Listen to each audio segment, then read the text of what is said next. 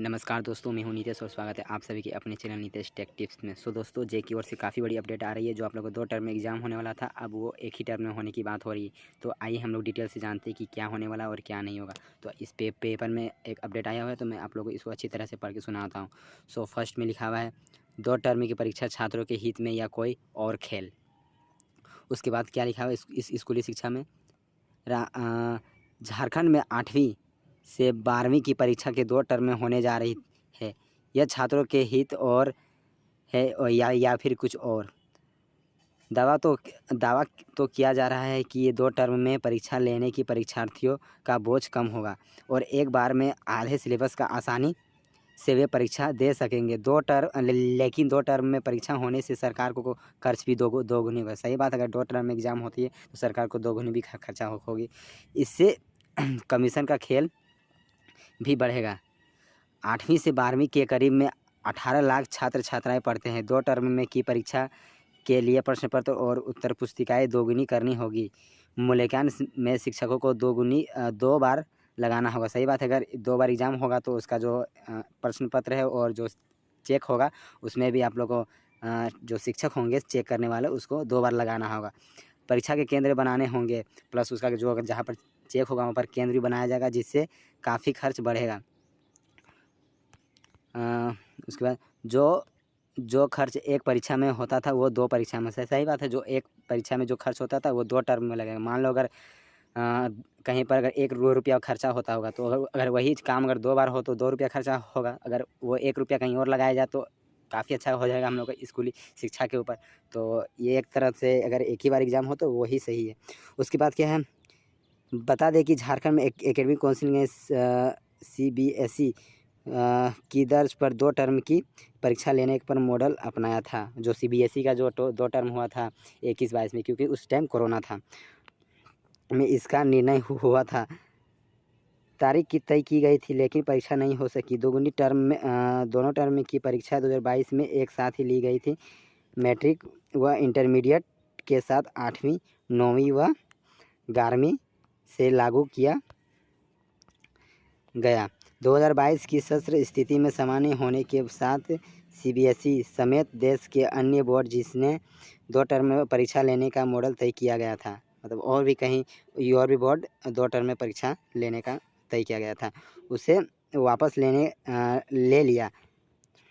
अब इनकी बोर्ड की परीक्षाएं 2023 में एक साथ होगा। 2021-22 में 2 टर्म में परीक्षाएं CBSE के इम्तिहान लेने का निर्णय लिया था, क्योंकि 2020 में कोरोना की वजह से परीक्षा नहीं हो सकी थी।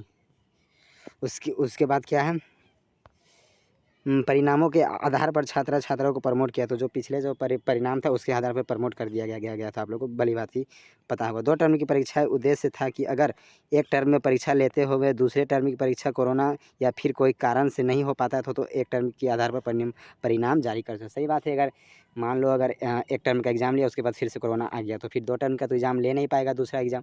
तो इसलिए वो किया गया था, क्योंकि अगर वो नहीं ले सकेगा तो आप लोग को फर्स्ट टर्म के हिसाब से ही आप लोग को परिणाम दिया जाएगा। जेक के खर्च को नहीं होती है ऑडिट। झारखंड में एकेडमिक काउंसिल के खर्च की ऑडिट नहीं होती है। जेक को जो राशि मिलती है या आवेदन पत्रों के जरिए मिलता है, जो हम लोग रजिस्ट्रेशन करते हैं उस टाइम नहीं पैसा लगता है, उसके बारे में बात हो रहा आता है। उसके खर्च हिसाब किताब नहीं लिया जाता है, मतलब उसका कोई हिसाब किताब नहीं रहता है। परीक्षा वाली उत्तर पुस्तिका प्रश्न की छपाई के होने वाली खर्च के बारे में कोई जानकारी भी नहीं लेता है। सूत्रों के माने तो जेक की उत्तर पुस्तिकाएँ पड़ी हुई है और नई के लिए छपाई की प्रक्रिया चल रही है। इसके बाद क्या है, के बाद उसकी उत्तर पुस्तिका जांचने की शिक्षकों को लगाया जाएगा और जिन स्कूलों में लगाया जाएगा। और इसके बाद में यही कि मतलब देखिए, अगर एग्ज़ाम होगा तो उसके बाद तो लगाना होगा शिक्षक को चेक करने के लिए। तो क्या होगा कि अगर जिस जगह पर इस सेंटर बनाया जाएगा कॉपी जांच का, उस जगह भी पढ़ाई का दिक्कत करेगा और जो शिक्षक वहाँ पर जाएंगे कॉपी जांचने के लिए वो भी अपने बच्चों को अच्छी तरह से नहीं पढ़ा सकेंगे, जिससे काफ़ी परेशानी हो सकती है और बच्चों को भी सिलेबस कंप्लीट नहीं हो पाएगा। तो यही बात ये वाला लिखा तो हम लोग आइए ऊपर की ओर और पढ़ते हैं।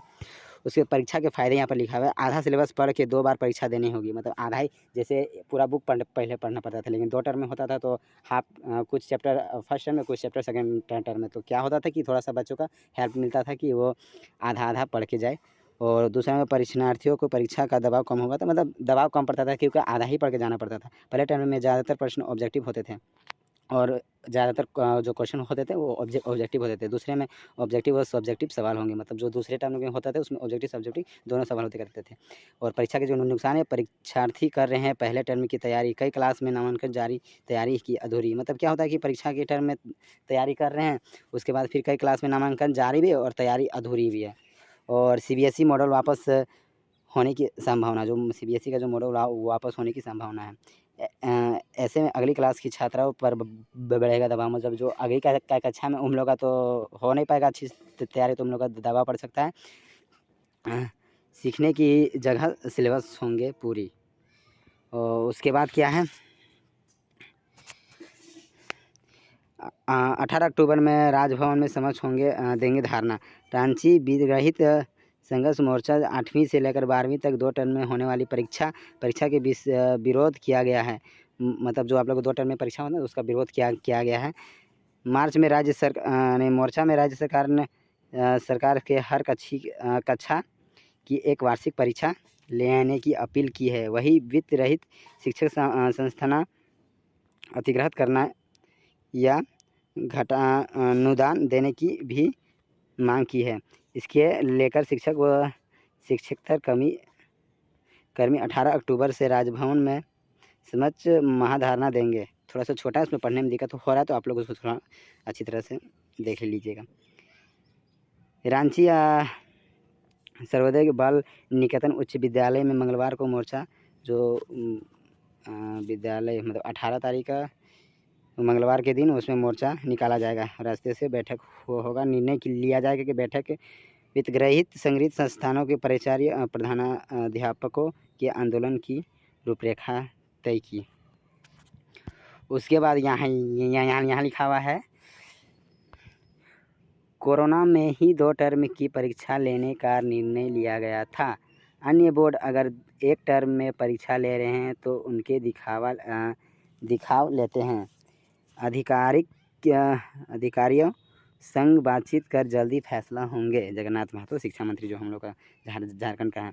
उसके बाद परीक्षार्थियों को परीक्षा का दबाव आधा हो जाएगा, लेकिन सरकार का खर्च दोगुना हो जाएगा। मतलब बच्चा का तो दबाव आधा होगा, लेकिन जो सरकार का खर्च है वो दोगुना हो जाएगा। अगर आगे इस मॉडल पर बदलाव हुआ तो अगली क्लास में छात्रों को दबाव आ जाएगा। अगर इसमें अभी बदलाव होता है तो बच्चा को सब पढ़ना होगा, तो इससे बच्चा का दबाव आ जाएगा।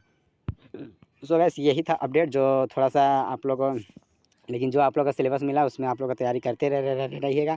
और हमको लगता है इसी कारण से हमको लगता है सेट भी नहीं जारी कर रहा है, लेकिन एक आध 2 दिन में सेट भी जारी कर दिया जाएगा। सो गैस अगर इसका कोई अपडेट आता है तो सबसे पहले आप लोग इस चैनल में मिल जाएगा, तो प्लीज़ आप चैनल के साथ जुड़े रहिए और चैनल को सब्सक्राइब कर लो और बेल नोटिफिकेशन को ऑन कर लो और इस वीडियो को ज़्यादा से ज़्यादा शेयर कर दे ताकि सब कोई अच्छी तरह से समझ सके। सो गैस बस आज के लिए इतना ही, तो मिलते हैं किसी नेक्स्ट वीडियो में, तब तक के लिए जय हिंद, जय भारत।